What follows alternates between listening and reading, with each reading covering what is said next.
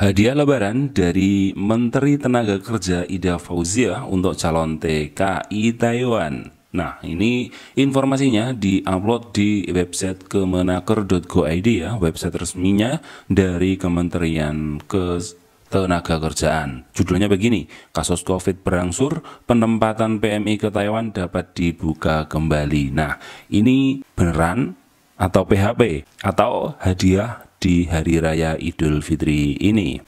Nah, sebelumnya kami admin mengucapkan selamat Hari Raya Idul Fitri. Minal aidin wal faizin, taqabbalallahu minna wa minkum, taqabbal ya karim. Semoga kita semuanya di hari yang fitri ini dikembalikan ke fitri masing-masing, dihapus semua dosa baik sesama manusia maupun dosa dengan Sang Pencipta.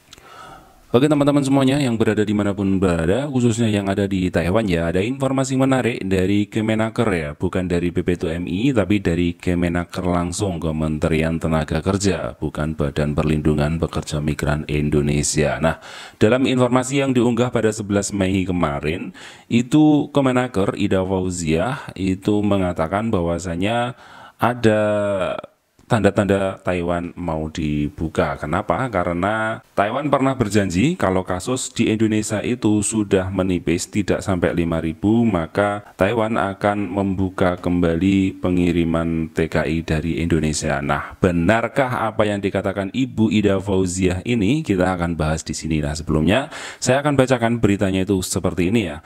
Kementerian Tenaga Kerjaan berencana akan segera membuka penempatan pekerja migran Indonesia ke luar negeri, khususnya ke Taiwan. Pembukaan ini, penempatan ini memperhatikan angka kasus COVID di Indonesia maupun di negara penempatan.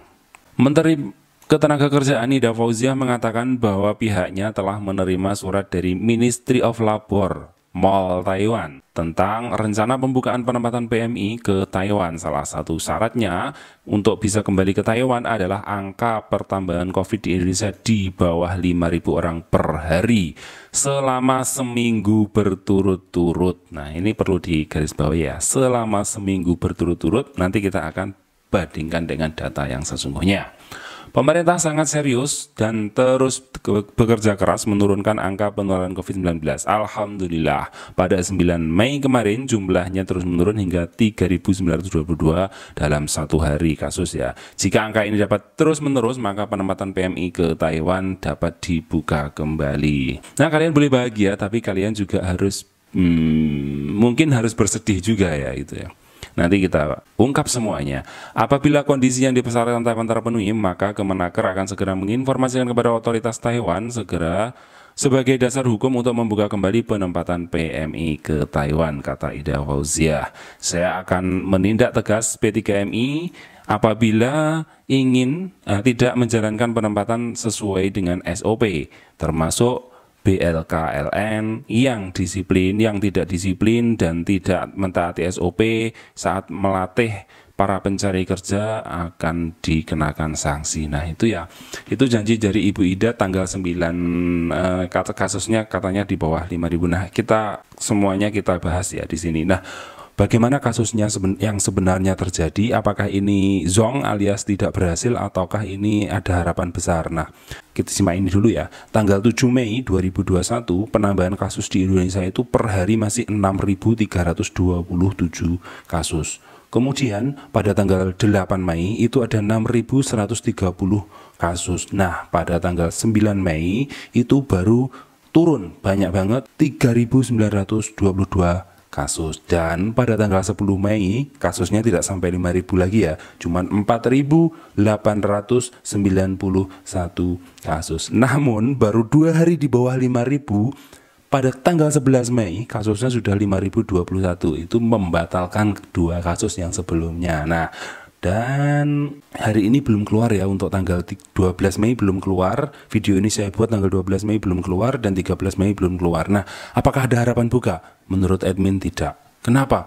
Karena ini kan Indonesia lagi musim mudik. Terus kemarin dari pemerintah, dari informasi yang beredar itu dari orang-orang yang mudik saja, yang secara random dites COVID itu sudah ada 4.000 sekian kasus yang positif dari pemudik. Dan dari berbagai ramalan yang ada seperti ramalan Nadine Darko dan sebagainya, kasus di Indonesia itu akan membludak setelah pemudik ini. Tinggal menunggu waktu saja kan gitu.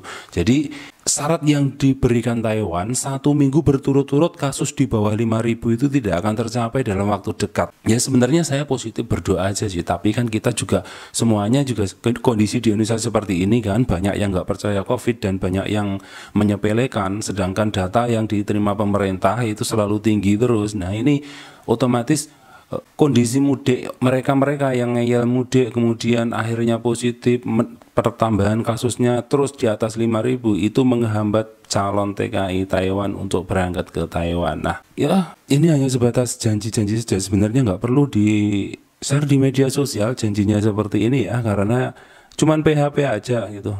Kasihan teman-teman yang nggak bisa berangkat sampai sekarang itu, teman kasihan. Ya, kita bersabar saja, semoga Juli nanti ketika Taiwan sudah banyak sekali job ordernya yang mereka kekurangan TKI, semoga saja kasus di Indonesia turun dan Taiwan buka kembali. Dan ya itu harapan kita, cuma berharap doang, nggak ada yang lebih gitu ya.